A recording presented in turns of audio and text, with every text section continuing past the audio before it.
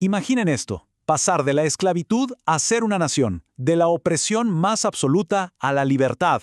Bueno, de eso se trata el Éxodo, y hoy vamos a explorar esta historia que es, una de las narrativas de liberación más poderosas que existen. Y esta es la gran pregunta que lo mueve todo. ¿Puede un pueblo esclavo realmente forjar su propio destino? Ojo, no hablamos solo de un escape, ¿eh? Es una transformación completa. Así que vamos a ver juntos cómo se desenvuelve este viaje tan, pero tan monumental.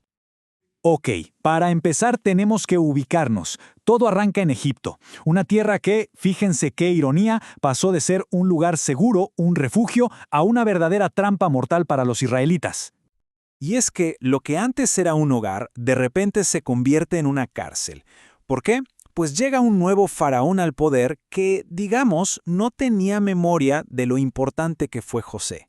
Y ve a esta población israelita que no paraba de crecer, y en lugar de verlos como un aporte, los ve como una amenaza.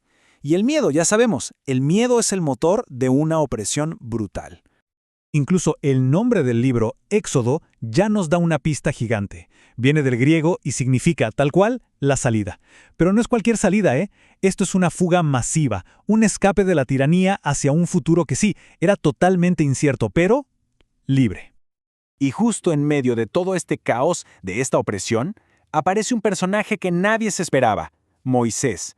Imagínense, un hebreo criado como príncipe de Egipto. Su vida da un giro de 180 grados frente a una imagen que es imposible de olvidar, una zarza ardiendo pero que no se quema. Y ahí mismo recibe el llamado divino que va a poner todo, absolutamente todo, en movimiento. Bueno, con esta misión en sus manos, Moisés va directo al grano. Se planta frente al faraón, pero no llega con un ejército ni nada por el estilo, no. Llega con una advertencia de parte de Dios. Una advertencia que está a punto de desatar la furia de las plagas. Pero el faraón, como era de esperarse, se niega en redondo. Y su terquedad, su orgullo, es lo que provoca una serie de 10 catástrofes. Cada una pensada específicamente para quebrar la voluntad del que se creía el hombre más poderoso del mundo. Y fíjense en cómo va subiendo la intensidad. Empieza con el agua del Nilo, que era la vida de Egipto convertida en sangre. Luego ranas, moscas, cosas que invaden cada rincón. Pero el conflicto llega a su punto máximo con el golpe más duro, el más personal. La muerte de los primogénitos. Es que cada plaga no era solo un desastre natural, era un ataque directo, calculado, al poder del faraón y a los mismísimos dioses de Egipto. Justo antes de ese golpe final, llega una instrucción clave: la Pascua. Es un acto de fe, de obediencia, que protege a las familias israelitas. Pero su significado es mucho más profundo que solo sobrevivir esa noche. Se convierte en la celebración que funda su libertad, el recordatorio para siempre de cómo fueron liberados. Y por fin, después de tanto, el faraón cede. Los israelitas salen de Egipto. Pero cuidado, la libertad todavía pende de un hilo. Lo que tienen por delante es el cruce imposible. Claro, el faraón se arrepiente casi al instante. Piensen, ¿cómo iba a dejar ir a toda su mano de obra esclava así como si nada?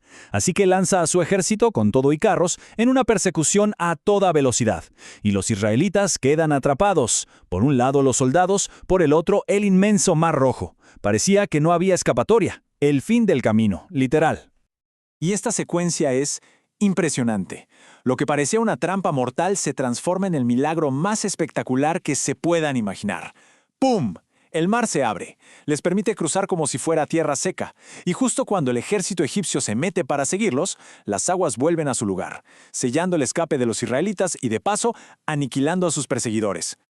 Ok, ya son libres de Egipto. Genial.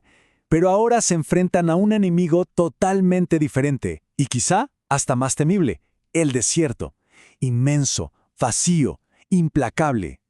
La pregunta es obvia. ¿Cómo sobrevive un pueblo entero en medio del desierto? Bueno, aquí lo vemos claro. Cuando aparece un desafío básico, como el hambre o la sed, la historia nos cuenta que hubo una provisión divina. Les llega maná, esa comida misteriosa del cielo y hasta agua que sale de una roca. Es una lección de dependencia total cuando no tienes absolutamente nada. Pero los problemas no eran solo el clima o la falta de comida, ¿eh? También había amenazas externas. Tuvieron que defenderse. La batalla contra los amalecitas, por ejemplo, fue su primera guerra. Un recordatorio bastante duro de que si querían ser una nación, iban a tener que pelear por ello.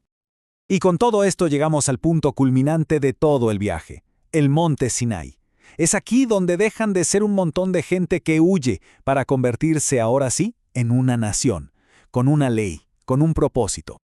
Aquí es, por decirlo de alguna manera, donde reciben su constitución, los famosos 10 mandamientos. Y ojo, no son solo una lista de reglas de qué hacer y qué no hacer, son los términos de un pacto, de una alianza, una relación formal entre Dios y su pueblo que va a definir quiénes son y cómo van a vivir de ahí en adelante. Pero, ¡qué ironía tan increíble! Miren esto, mientras Moisés está allá arriba, en la montaña recibiendo la ley de Dios, abajo la gente se impacienta y ¿qué hace? Se construye un becerro de oro para adorarlo. Es el contraste absoluto. El momento de la revelación más grande y al mismo tiempo la traición más dolorosa. Un golpe de realidad sobre lo frágil que es construir una nueva identidad. Entonces, la pregunta es, ¿cómo se arregla algo así? ¿Cómo se repara una traición tan profunda? La respuesta que se les da es construir el tabernáculo. Básicamente, un santuario que se puede mover, un lugar físico para que la presencia de Dios viva entre ellos. Es un símbolo potentísimo de que a pesar del error garrafal que cometieron, el pacto sigue vivo. La oportunidad de reconciliarse todavía está ahí. Así que este viaje, el Éxodo, pone los cimientos de toda una nación. Pero sus ecos llegan hasta nosotros. Y la historia nos deja pensando, con esta pregunta en el aire, ¿de qué manera estas luchas tan antiguas por la libertad, por tener una ley, por encontrar un propósito, siguen moldeando nuestro mundo hoy en día?